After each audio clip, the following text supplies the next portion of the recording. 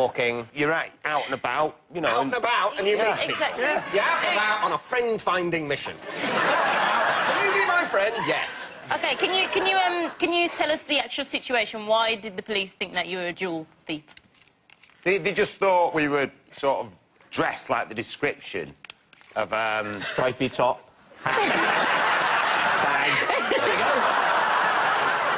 It was in the city centre, and what is it? We're walking down the road. Next thing you know, these 4 police cars pull up, and Hang on. City centre, Manchester, pedestrianised, mate. You should know that. They pull up in police trams. So we were walking down this road in the city centre, right? And 4 police cars pulled up. Got out and walked. And they got out.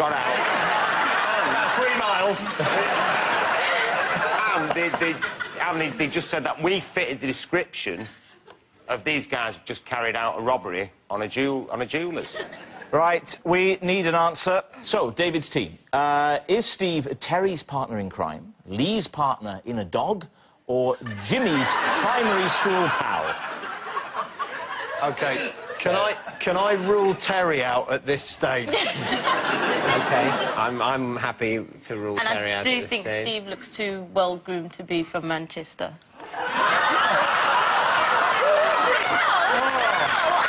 Julia, everyone, come on!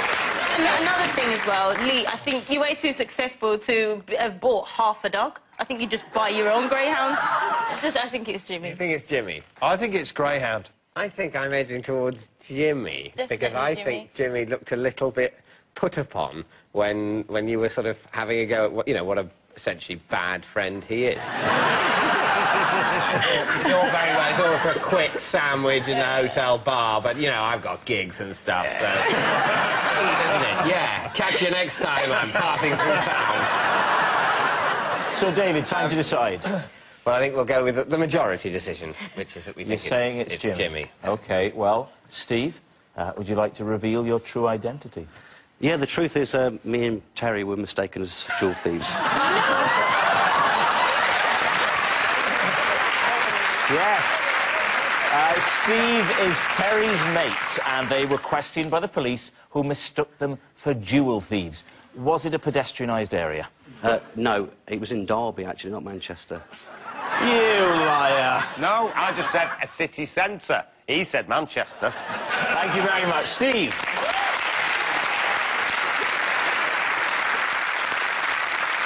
Which brings us to our final round, quick-fire lies, in which our panellists lie not only through their teeth, but against the clock. Now, the scores are tied, so there's everything to play for, and we start with... David. I read 1984 from cover to cover in W.H. Smith, so I didn't have to buy a copy. Lee, do you believe that? When was this? It was, I'd say, 1992. So, 8 years after it came out. Did you knock on the door at 8:30 as they opened, and you were in there till 5? Oh, this is good. Or did you pop in and read a bit at a time? I read it in a series of lunchtimes. Did you find that later on in the afternoon you were really, really hungry? I grabbed a sandwich as well. Oh, you were eating and turning at the same time? No, you can't eat sandwiches in W.H. Smith, you barbarian. What was the name of Winston's girlfriend in 1984? It's Julia, as in do it to Julia, isn't it? Yes, I think. What were you doing for a living in 1992? I was working at a publisher's.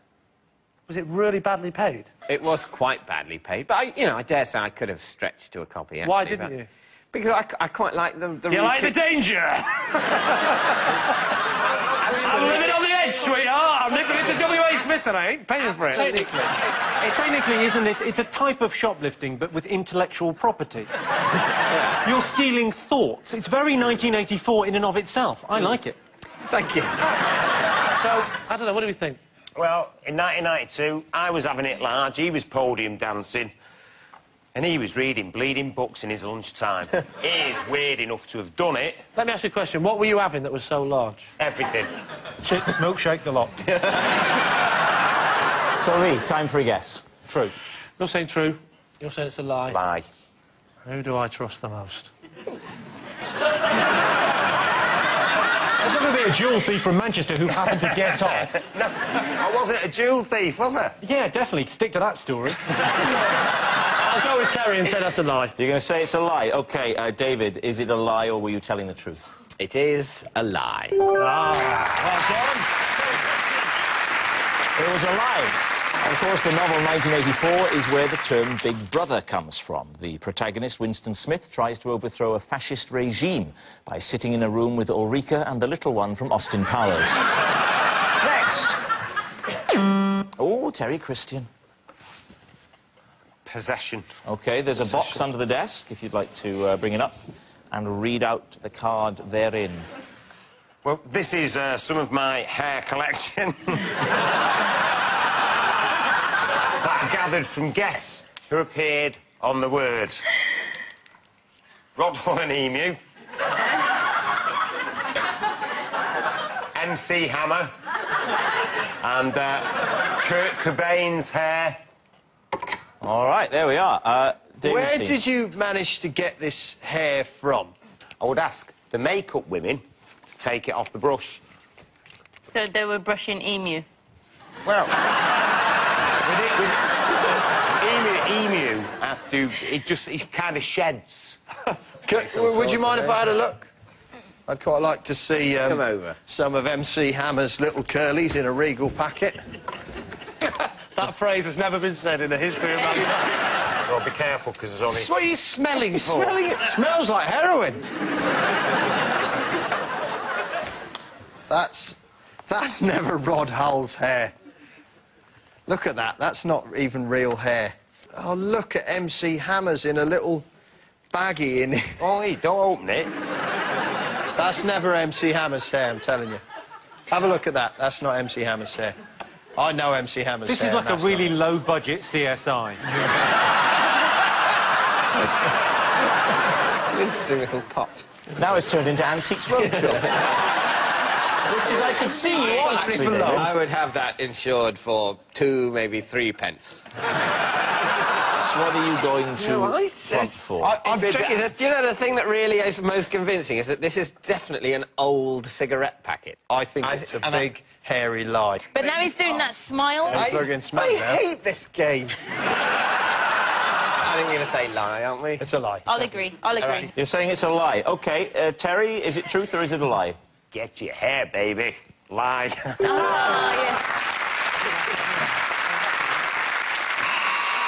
Oh, that's it. That noise signals time is up, and it's the end of the show, and I can reveal that David's team have 4 points, but Lee's team have romped to victory with 6 points.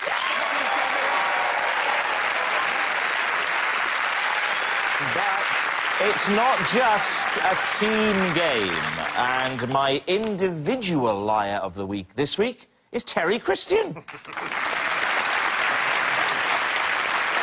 Terry, you can put the award on your award shelf, or as it's currently known, your shelf. Good night.